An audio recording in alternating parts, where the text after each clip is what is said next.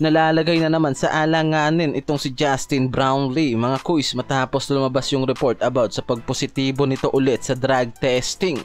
Dahil hindi lang pala pagkatalo ngayon sa championship games kontra sa Talk and Text ang magiging problema ng mga to ngayon. Dahil pati ang Gilas Pilipinas natin pwedeng madamay sa issue na to. Dahil ngayon nga naglalabas na mismo ng report itong Spin.ph about sa pagpositive ulit nitong si Brownlee sa recreational drug testing na sinagawa after ng PBA Commissioner's Cup.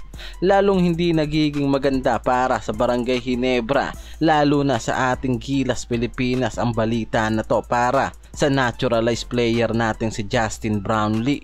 At ngayon nasa proseso pa ng pag-aaral ng World Anti-Doping Agency at ng FIBA ang about sa balita na yan dito kay Justin Brownlee. Ito yung pangalawang pagkakataon mga kuys na nalagay ulit sa ganitong issue itong si Brownlee, dahil kung matatandaan last FIBA Asian Games nagpositibo na rin yan parehas sa issue niya ngayon na pwede ngang maapektuhan ng problema na yan ni Brownlee para sa parating na FIBA mga kuys. So hindi lang talaga maganda yung balita na yan na nangyayari para kay Brownlee. At ito pa mga kuys, dahil pwedeng makuha nitong si Brownlee ang 3-month suspension ulit dito kaugnay ng issue na yan. Yan yung pwedeng maging timeline of suspension nito na magiging dahilan para hindi nga raw to makapaglaro sa Gilas Pilipinas kung sakali lang mga kuys na magiging malaki yung problema na yan para dito kay Brownlee sa parating na FIBA Asia Cup. Dahil nga ang schedule ng mga to ngayon ay August 5 hanggang 17 sa Jeddah. Yan mga kuys yung pwedeng maging problema nitong si Justin Brownlee kung makukumpirma ng FIBA ang issue na yan about nga sa pagpositive nito sa drug testing.